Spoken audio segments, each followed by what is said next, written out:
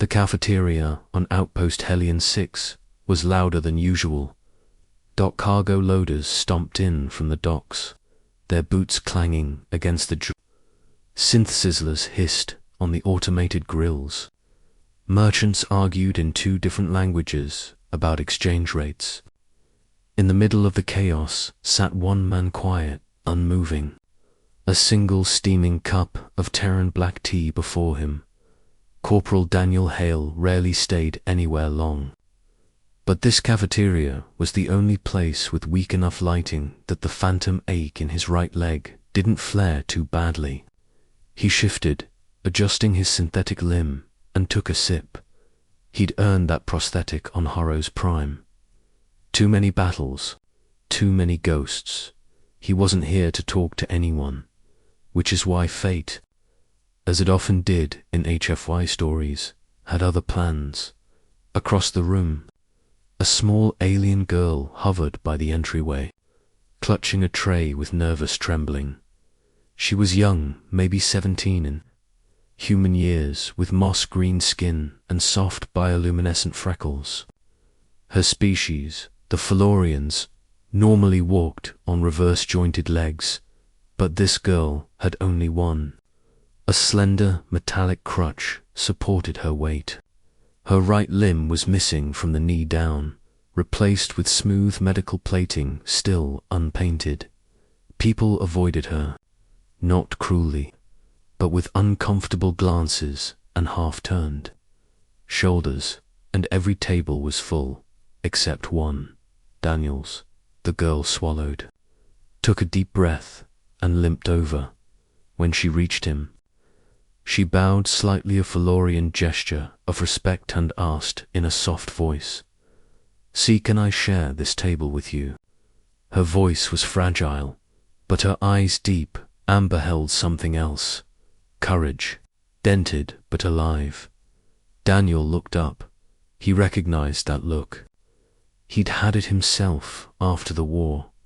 "Yeah," he said simply, sliding his cup aside. "Go ahead." She sat carefully, exhaling in relief. Her crutch clattered quietly against the bench. For a minute, neither spoke. She poked her food, some kind of steamed kelp hand. Daniel sipped his tea. Then, with a shy glance, she said, "My name is Kayla, Daniel." "You're human," she said awkwardly. "Last time I checked." She flushed blue Florians, blushed in color shifts. "Sorry, I meant you're a human veteran, right? I saw the insignia on your jacket." He glanced at the small faded patch. A half-somber. The symbol of the Horrow's Prime survivors. "Yeah." Kayla hesitated again. "Then I heard humans are good at surviving things." "Hard things?" Daniel raised an eyebrow. "We try." "Could I ask something personal?" He nodded. She pulled her tray closer, gathering courage, like someone pulling a blanket over themselves. "What did you do," she whispered, "when you first woke up and your leg was gone?" Daniel breathed out. Slowly too, so that's what this was. He looked at her prosthetic plate. Still temporary. The stump still swollen under the medical wrap. "How long ago?" He asked. 3 weeks, she murmured. "The shuttle crash outside Sector 12. My whole class was on board. I'm the only one who..." She swallowed, voice shaking. "I don't know how to live with one leg. I don't know how to live with everyone staring at me." Her eyes glistened. Daniel leaned back, studying her. She wasn't asking for pity. She wanted a map, a path forward, and if there was one thing humans excelled at, it was walking forward on 2 legs, one leg, or none at all. He set down his tea. "First thing I felt," he said quietly, "was anger." Kayla blinked. "I woke up in a medical pod with machines beeping and medics whispering like I was already half gone.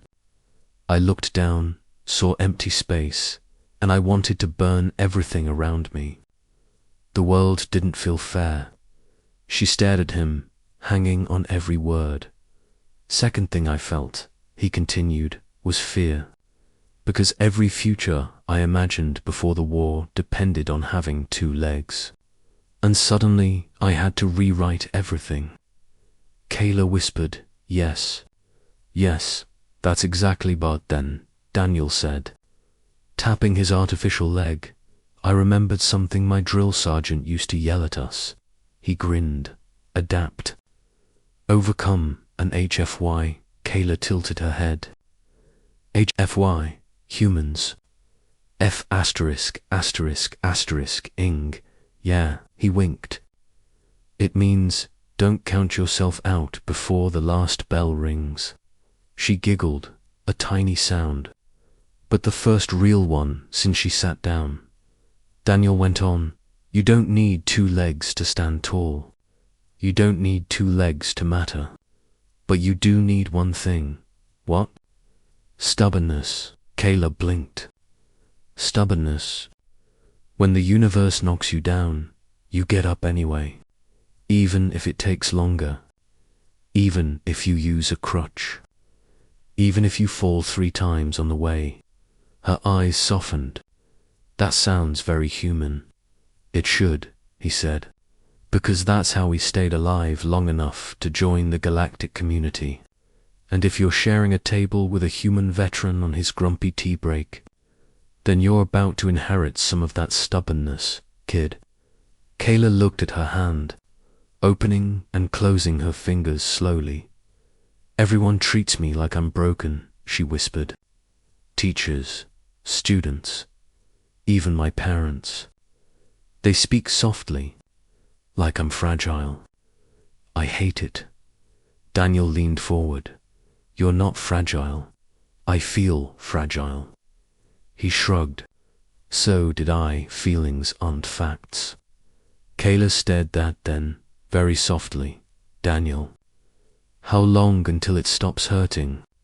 Physically. A few months, he paused. Emotionally? Depends. She nodded, resigned. But, he added, it gets better faster when you fight for better. Keller's eyebrows rose. What do you mean? Daniel stood up abruptly. Come on, Kayla blinked. To the training hall. Her freckles pulsed nervously. But my leg, exactly. He held out his hand. After a full 5 seconds of hesitation, she took it. They walked slowly, carefully through the halls of the outpost. Daniel matched her pace without comment. Every stumble, he caught her. Every wince, he waited. When they reached the gym, he gestured to the simple balance rails. You want to stop feeling fragile. Start proving your body. Wrong. Kayla stared at the rails like they were a mountain. I can't walk without the crutch. Yet, so we start small. He handed her a foam practice. Staff, first lesson, you learn. Your new center of gravity. Kayla swallowed. This is embarrassing. Kid, Daniel said gently, you lived through a shuttle crash. You think using a training rail is embarrassing. Slowly, painfully, she set her crutch aside. Her hand trembled as it grasped the rail. She took 1 step, then another. The 3rd step wobbled. Badly she nearly fell. But Daniel steadied her. Again, he said. She nodded. Breathing hard, again, again, again, again. By the 7th attempt, sweat dotted her forehead, and her freckles glowed a soft, exhausted gold. Good, Daniel said. That was only 3 steps. 3 more than you took yesterday. Kayla blinked, her eyes shimmered, but this time with something fiercer than sadness. Resolve when they finally returned to the cafeteria. Kayla looked less hunched, less small. She reclaimed her crutch, but held it differently, as a tool, not a burden. Daniel, she said quietly, yeah. When I sat with you, I thought you would tell me I'd heal, or tell me to accept my limits, or say something philosophical. Daniel chuckled. Philosophical? Me?